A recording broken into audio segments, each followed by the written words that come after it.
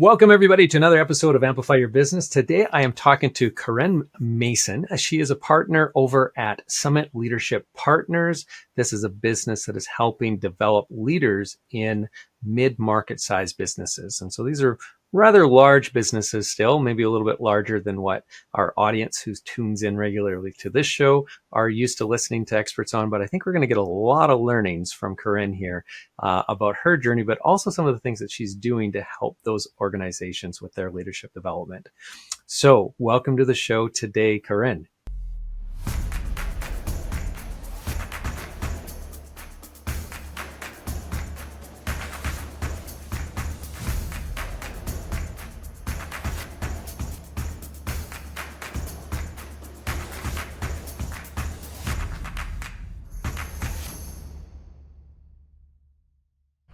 Thank you so much. I appreciate the opportunity.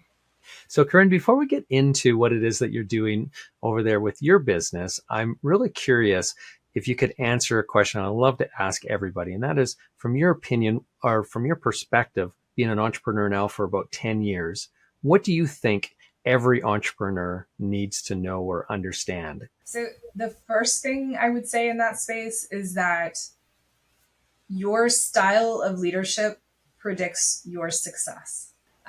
And what gets you through the first 3 to 5 years will not get you through the next 5 to 10. Yep. So as a leader, the more agile and learning oriented you can be, and the more diversity of opinion, thought, etc. that you surround yourself with, the more successful you will ultimately be. That would be number one. Number two, and I'm sure you'll align with me on this one, Lance, is you have got to understand marketing, communications, PR. You've got to know how to figure out what's the persona that you're after. How do you get into that market? How do you develop a brand? How do you have brand equity? How do you attach yourself to the right group of people for the things that you do, right? Whatever that is, whether it's a product or a service in our case. And so that was probably the hardest thing for us. You know, we were a group of HR professionals, human resource professionals who started a company and had never been in commercial leadership. So this was big for us. And I'll tell you more about that later. Okay. And then the other thing that I would say is this, and I see this all the time. Founders and entrepreneurs by nature tend to be very creative people. And so they tend to have a lot of great ideas. Yep. Visionaries, right? Visionaries, right? And just what I call popcorn thinkers. They can like come up with a new idea every 5 seconds, and there's a new shiny object. You know, like there was a Disney film, where you're going a here. little dog where he goes, squirrel, squirrel, squirrel. Like that is Totally a lot of what founders and entrepreneurs will be like. And there is a lot of that is super valuable in terms of coming up with an idea, really driving an idea, making sure you have a vision. But that kind of creativity can be too much when you're trying to grow an organization, because you have to stay steady on a direction. And the truth of the matter is you have to have a strategy that has a critical few, and by few, I mean 3 or 4 priorities. Yeah. And if you're constantly introducing new stuff into your system, especially a smaller organization, you will disrupt anything that could be productive, efficient, helpful as you try to scale and grow. So you really got to watch it.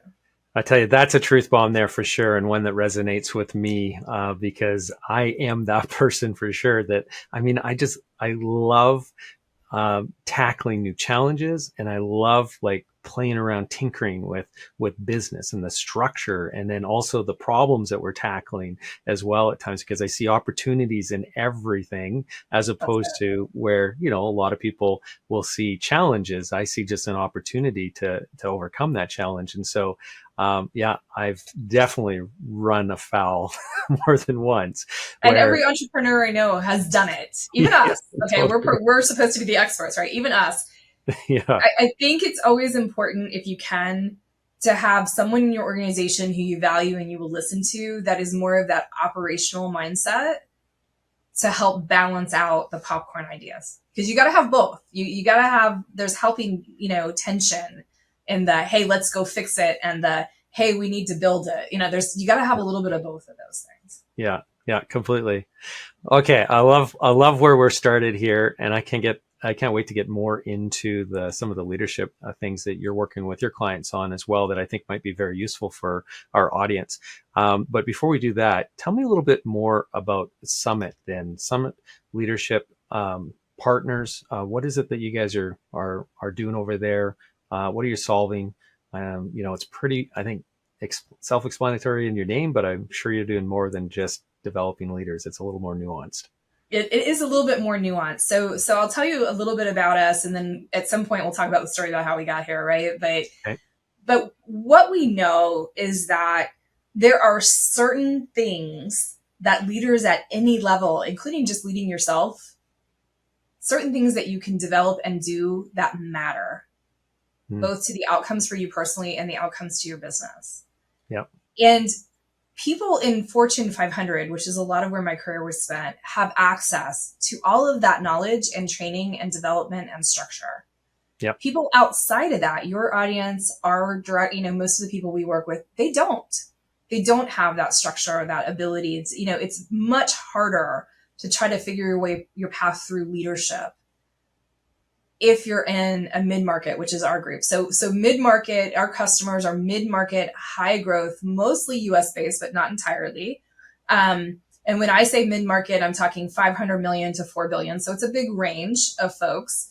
It turns out the majority of the business we work through are privately backed. So we work through a channel of private equity, and we can talk a little bit more of that too. But it's this whole sense of like, how do we help leaders in these very high growth, high pressure environments to develop themselves so that they can match the scale and growth of their companies? Mm.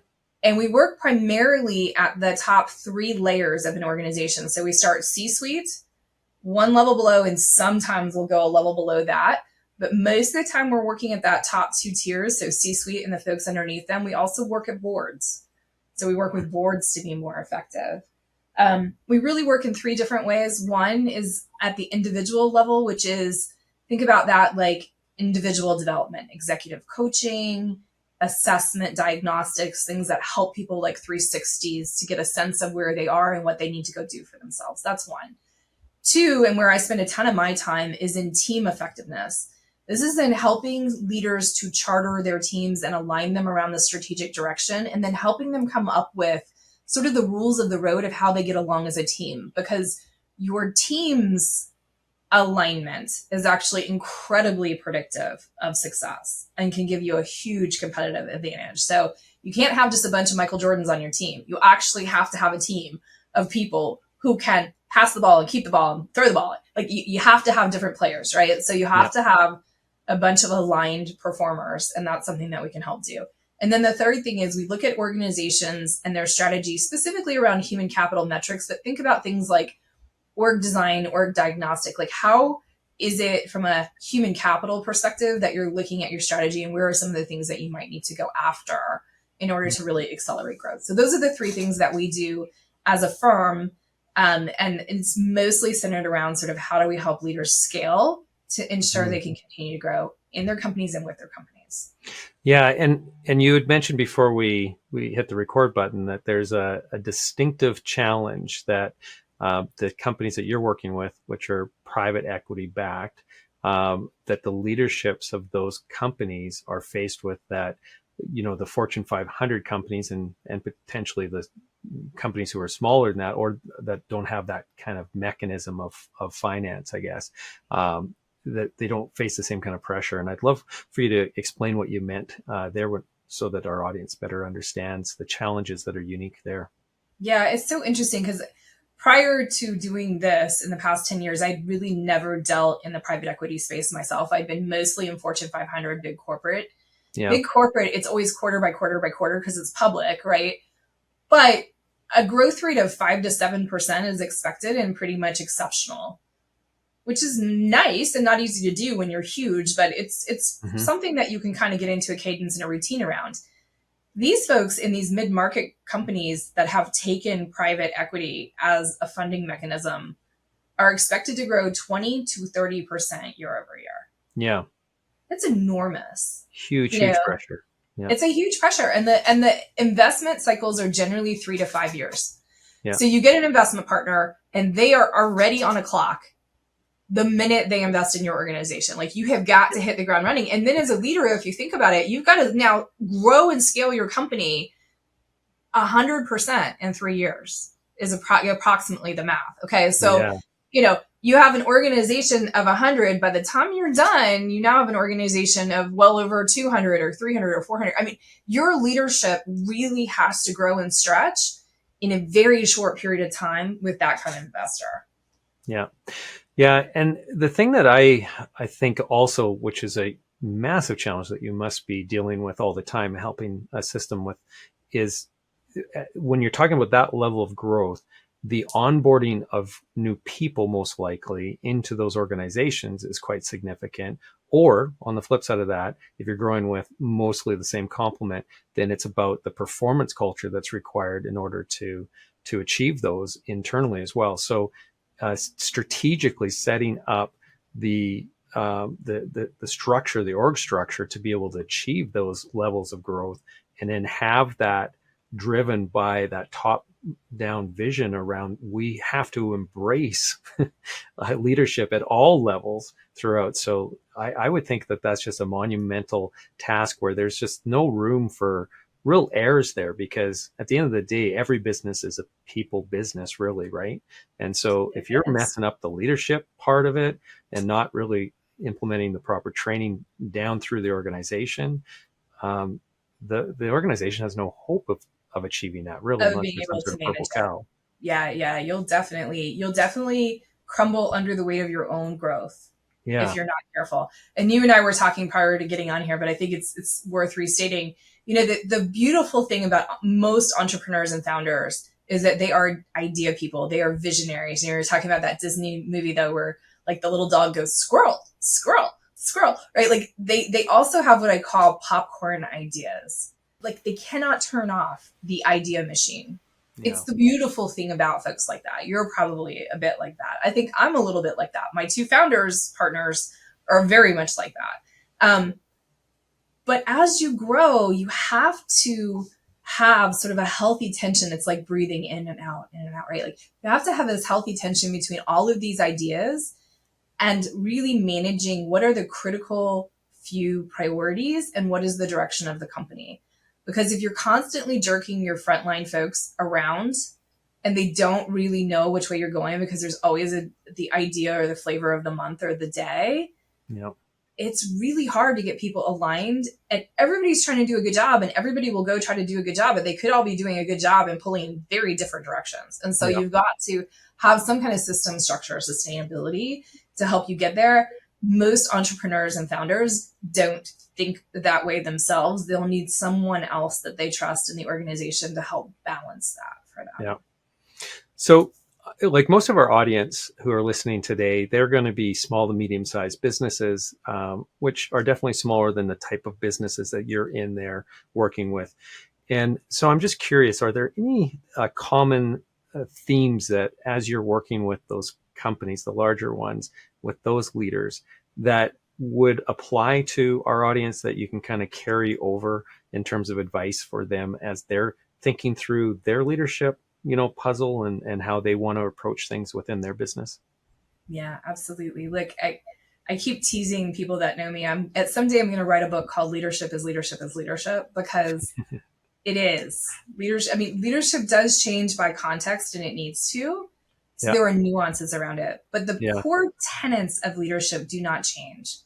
There's Okay. a whole sense around the most predictive thing in leadership. There's two. One is, how interpersonally savvy are you? Mm. And the second is, how conscientious are you? So it's discipline and understanding how you land with others and how you're coming across to others. It's emotional intelligence and discipline in your process. Those are the two things that most predict success for leaders.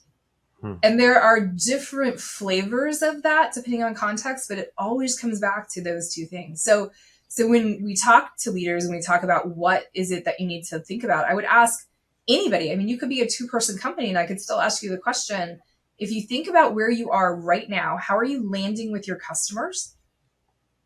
Are you clear on how you land when you communicate to your team? Are you disciplined about the communication? Are you disciplined about the metrics and the goals? Are you disciplined about how you're getting feedback into your organization? Those are the kinds of things that predict success or failure. It doesn't matter. You could be, a $50,000 company or a $5 billion company. Those are still the things. It just gets bigger and bigger over time. Yeah, yeah, most definitely. And then I would think that, like, when it comes to the mistakes that people make as leaders, it doesn't matter if you're leading a team of one or a team of 5,000 people. If you don't nail down, like you said, these two things, the interpersonal part of it and the discipline and the systems, you're just going to set yourself up for failure, no matter how much support you potentially have around you, right? Because it does come from the top, right? Comes from the top, and you have to be self-reflective, and you have to be willing to take it in and continuously learn, continuously grow. The other thing that I see a lot of founder entrepreneurs in particular struggle with, Yeah. is letting go, Okay.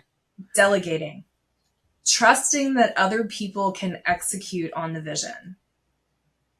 Because it's like their baby, right? Like, these are things that literally, like, they come up from inside of them. Like, this is a big emotional deal for a lot of these sort of visionary people. And it's very hard for them to hand it over to someone else and say, go do. Because they also have a very specific thought process around how they think it should get done. Yep. Yeah. Yeah, completely. I know I fall into this, and I've talked to other entrepreneurs that are very much the same way, right?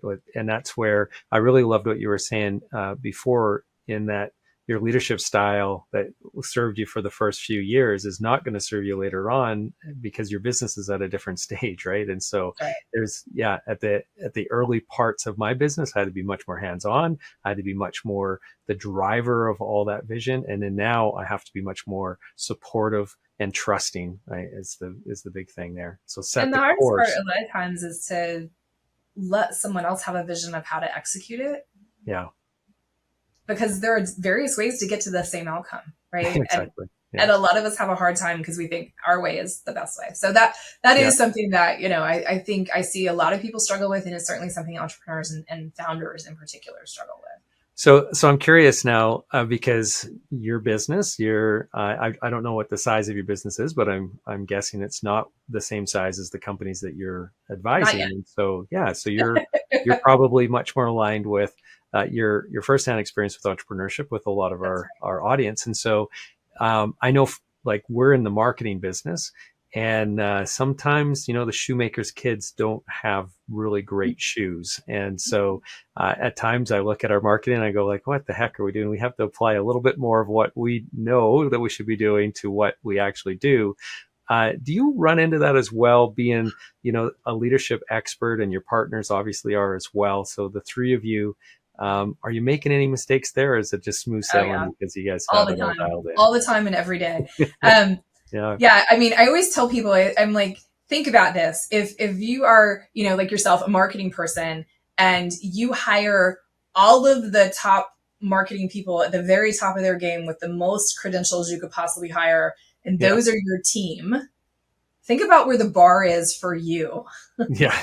That's us, right? Like, all of the folks who work for us are leadership experts. So the bar on us as their leaders is incredibly high. Yeah. And it's really, really hard to meet those expectations, because we all are human and we're going to fail. And frankly, this is the first time the three of us, the three founder partners, have run a company at this level. Yeah. That's our company. And so, we learn every day. I would say the biggest things, I feel like we've gotten there are points in growth that we call pivotal points, and they hit each company a little bit differently, but they happen at about the same points in scale. So for us, we went from being under 20 million to right around 20 million right now. And we've added a significant amount of people as a result of that, because we're a professional services company, right? Yep. And adding people adds complexity. I know I don't have to say that, but I'm going to stop and say, like, think about that, because like, when say you have a team of 50, if you add another 50, you've now just changed your culture. Yeah. You've had to change your culture because you've got 50 new ideas at least on what the culture should be. And unless you've been extremely intentional about helping those people onboard and understand and be a part of and be directed and all of those things, especially with super high performers, high visionary people like the folks that we hire, you end up with a lot of folks with a lot of ideas and sort of this innate discontentment if it's not really well directed. So that's where we're at right now, is this sort of like pivotal point where we've hired a lot of really, really smart people. We didn't do a great job at onboarding, which shame on us. We should have known better. Yeah. But up until that point, literally, we'd been flying by the seat of our pants. Like, if we didn't know how to do it, we would make it up as we went because we were smart enough to have seen it somewhere else. You know what I mean? Like, we were making certain things that we didn't have a product and a training manual. We had what we knew, and then we could go like solve the problem. Now we have other people who also have to come in and do that. And that becomes a different thing. That's back to that systems discipline piece. And that's exactly what we are.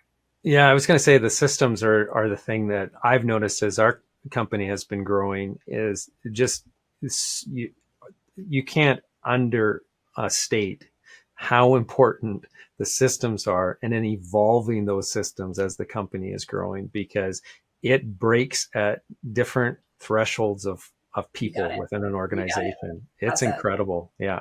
It's incredible. And most folks who go out and start up companies don't start up companies because they want to build a bunch of systems and process. Exactly. Even the leadership gurus. Yeah. It wasn't because we wanted more process and bureaucracy. That was not the reason we started this, right? We do it because we want to solve ideas. Yeah. Or we want to solve problems with new ideas. And so but you cannot overstate the need to have the systems and the infrastructure. Yeah.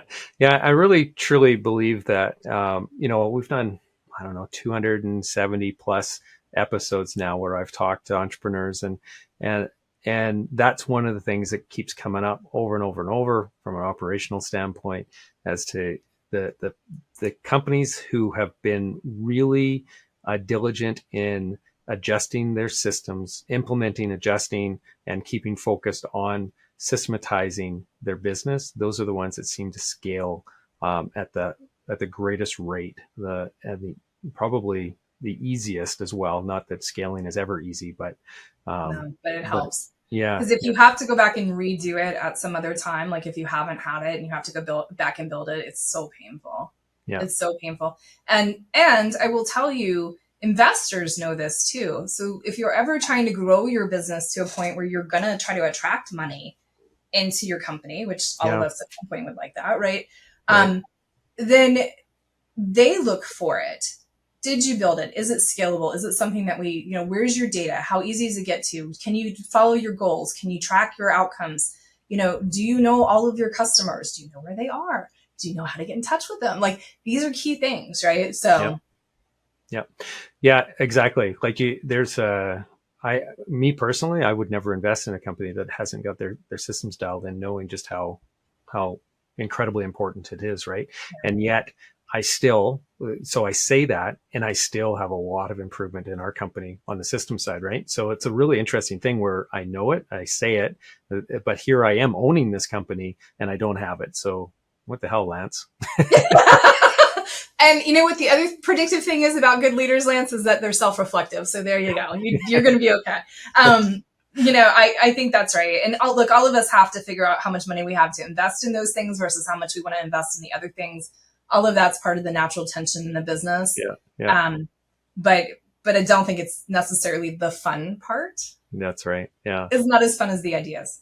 So a question for you, just because, it's on my mind oftentimes when I look at some of these massive companies, and just some of the decisions that their leaders make, where it's a head scratcher. So I want to ask you, and I didn't warn you that this is going to happen. So you can choose to skip this question if you want to, but Elon Musk and his leadership style. I mean, you can't deny that guy's so friggin' successful and he's such a brilliant individual, but I can't understand the leadership style that he's trying to, you know, employ in his organizations, You know, especially X, or formerly Twitter.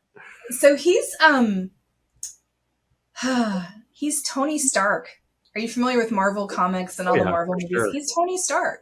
Yeah, The attraction about him is that he thinks of things in a way that no one else does, and he's right. So there's something very like attractive about like, geez, how is this guy thinking of these things? Like, you know, he made an electric car scalable, and like yeah, now in Austin, they're everywhere, right? Like SpaceX, which is also here in Texas. So he's now made Austin and Texas, which is where I am, his home, which is fascinating to watch too. I mean, they're yeah, literally starting to tunnel in Austin because we're going to have cars underneath the ground based on his boring company. yeah, Okay. yeah, Um, the guy is just like, there are no limits to how he thinks, which is his brilliance. It's also his downfall.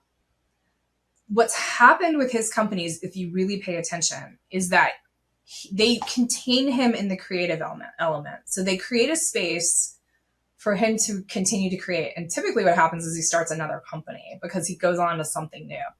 And then they set up an infrastructure up behind him that's doing all of the day-to-day tactical infrastructure, true leadership stuff. yeah. And they kind of don't invite him to the party a whole lot. In fact, Which I think works for most of the company, except for X, formerly except Twitter, for right?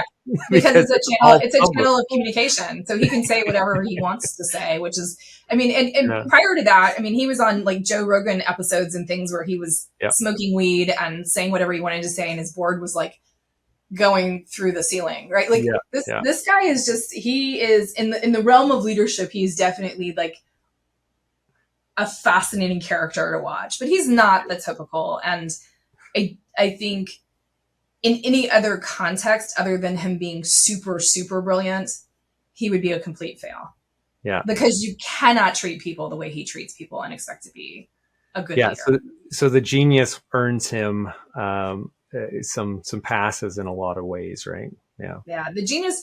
And it's interesting because I watched this with other founders too. Like what tends to happen is the genius is what creates the ideas, back to sort of our popcorn ideas. It's what creates the ideas, but it's the execution that wins the money. So mm, it's finding somehow to do that balance. yeah. Well, and he attracts some incredibly intelligent people as well, obviously, and so he's able to tap into that. So the execution is generally there, and he pushes them hard, right? Pushes them real hard.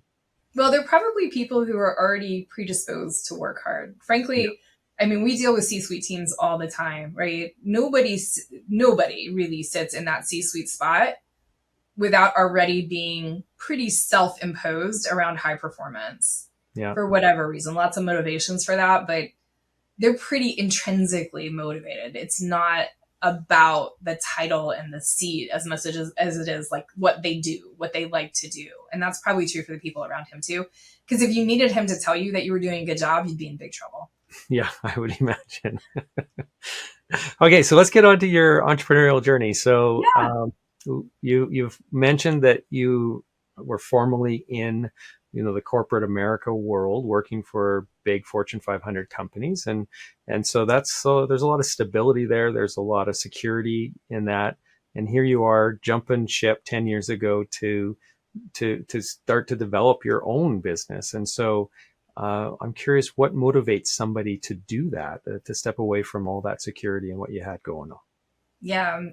It's an interesting story. I won't go into too much detail because I could go on for hours around it, but you know, I talk about high performers partially because I'm right there with everybody. Like I can't pull myself out of that too. I mean, I got a PhD. I, you know, was really trying to work my way up the corporate ladder. I was fairly successful at that, led HR, led talent, executive development, all these things in these Fortune 500 companies.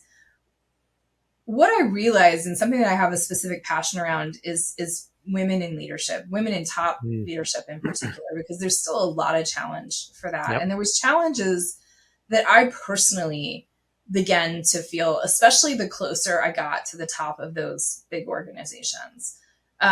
Lots of times where I felt like my voice was being shut down, my opinion was not respected. I really wasn't able to influence outcomes the way that I wanted to. And it became frustrating I bet.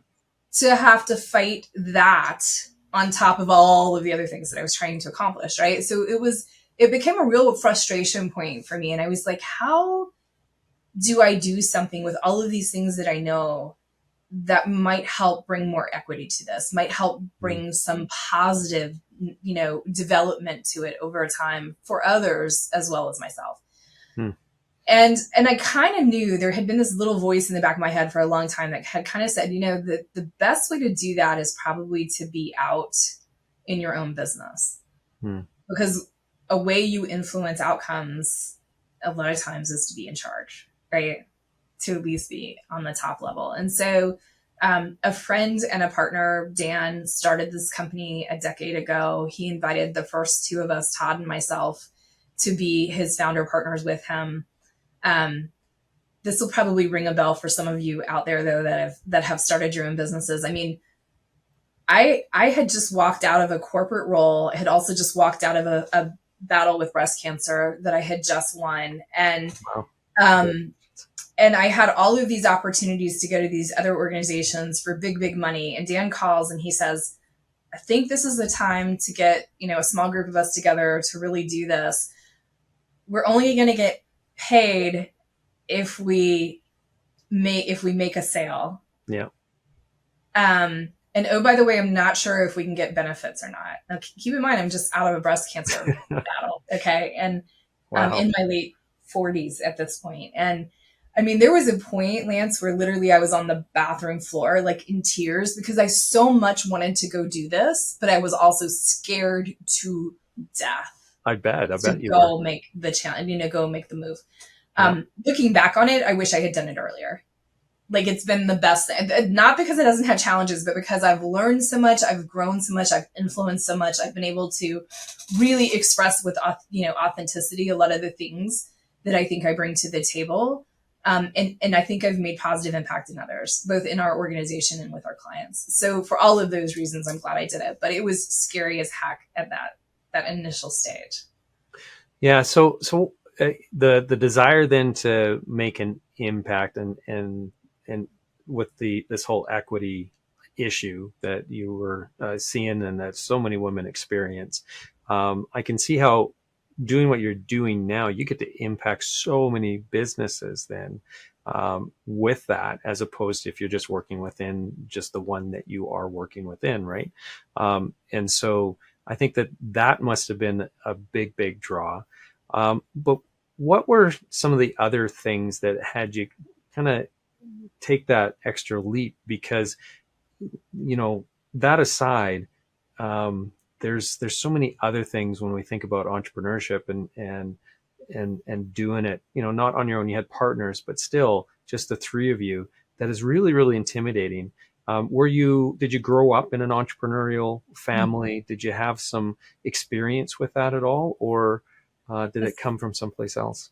Yeah, it's such a great question. So, the short answer is not really. I grew up with a single parent mom who was an executive administrator. Nobody in my family prior to me had ever gotten a college education, much less an advanced degree. I tend to take things the extra mile, therefore the PhD. Yeah. So I'm like, hey, if I'm going to go all the way. But, I did have my dad, who was somewhat involved with me growing up, did have a variety of businesses that he ran. He was also a pilot for big airlines. And so there was a little bit of that. I think actually had I had more entrepreneurs in my atmosphere earlier in my life, I probably would have done this earlier. Because I would have understood like how to do this and how to get the money and how to build it and how to market it and all of those things. Yeah. Fortunately, my two partners are incredibly deep financial and business folks.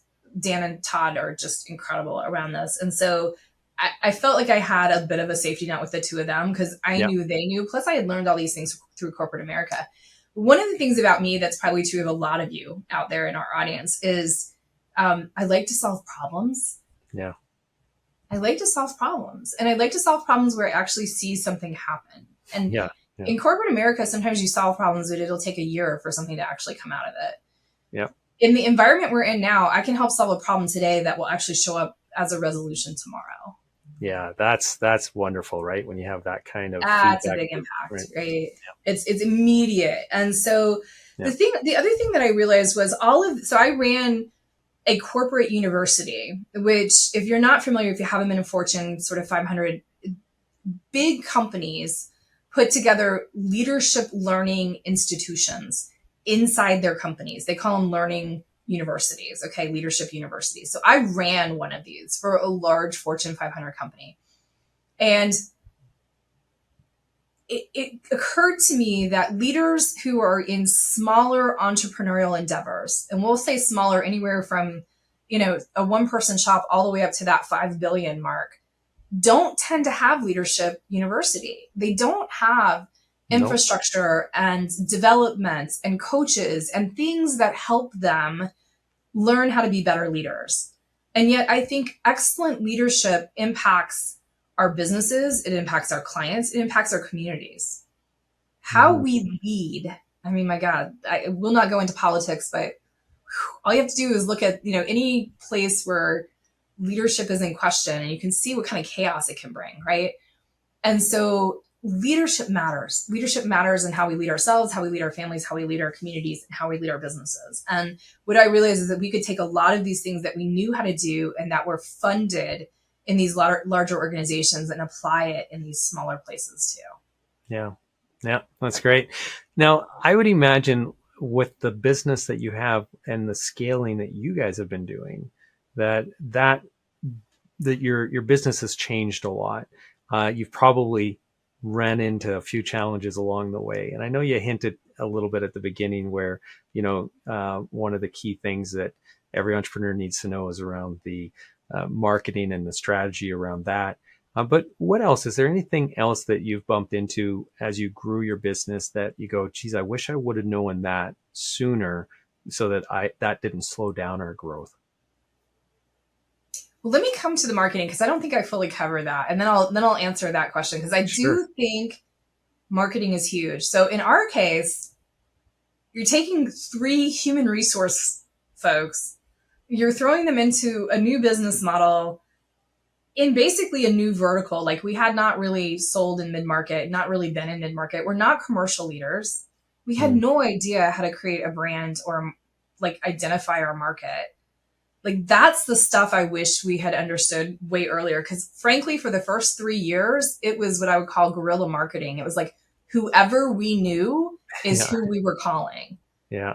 And we were fortunate in the sense that we had big enough networks between the 3 of us that sustained us and helped us grow for the first 3 years.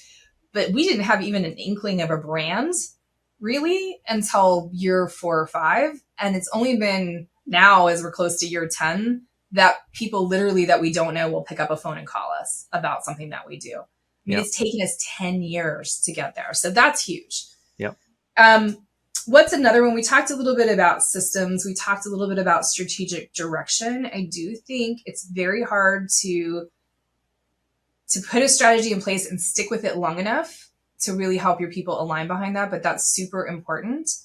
And it's actually more important to have a strategy that's 80% correct that you have everybody aligned behind than it is to have a 100% correct strategy with only half of your people aligned behind it. So giving people direction is significant and huge. And as you grow, the way you communicate that direction, you have to rethink about it all the time. So even us, it used to be that we were all, even though we're all kind of remotely located in different parts of the world, we saw each other enough, we came together enough, we communicated enough that we didn't have to have any kind of formalized message process for how we were talking about our strategic direction and what we wanted to do as a business. Yep.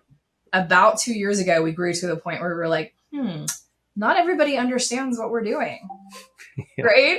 Why is that? Oh, well, because maybe we need to have a cadence around communicating this because now we have people reporting to people reporting to people. And it's like, now we have to have more formalization in that. So I do think it's important to stop and really think about like, are the messages and the ways that you were communicating as a team, as a group prior to still working for you as you continue to grow? And then Oh, sorry. Yeah, the final point that I'll make, and I'm sorry, I know I'm giving you way too many here, but this is another one of my favorites, is I like it.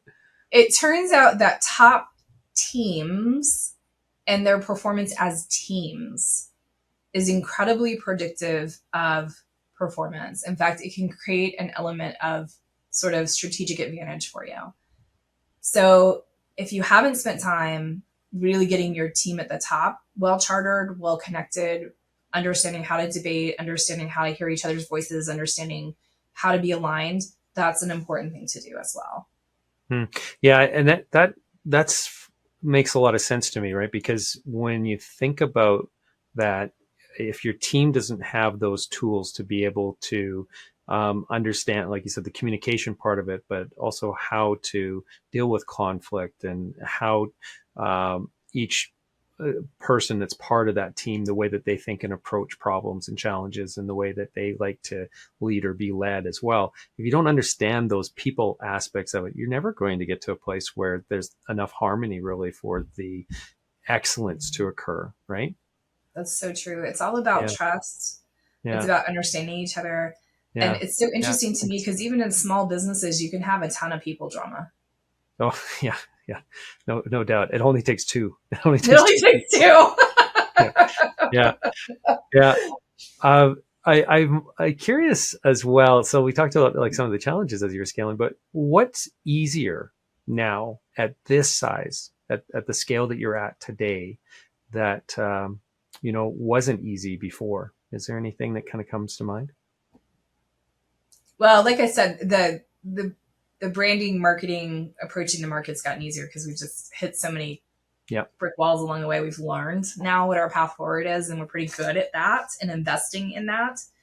I would say the other thing that's gotten easier is for us to invite other people in. So for a long time, the three of us were sort of the founder partners, and we started to hire other folks kind of at that senior level in the organization, but it was harder to assimilate them into the conversation for a while at the same level that the three of us were having a conversation. And you and I talked about this a little bit too. It's hard to delegate. It's hard to let go. It's hard to like say, here's the vision. Now I trust you to go do this. But it's important and you have to, or else you won't be able to scale. And so we've gotten much better, I think, at bringing people into the top as well as into sort of our front line as an organization. And that's gotten easier. Awesome. Well, thanks a lot for sharing all of your experience and wisdom here and the background that you have in leadership. We dug into that quite a bit in terms of some of the advice, and I know our audience is going to really appreciate that. Now, if somebody wanted to connect with you for whatever reason, is there a direction you want us to send them? Yeah, I would say go to the Summit Leadership website. It's www.summitleadership.com. You can always reach out to me on LinkedIn as well. I'm pretty easy to find, Corinne Mason, PhD. But either way, I'd love to chat with people. Appreciate the opportunity. It's been a fun conversation. Awesome. Well, thanks again.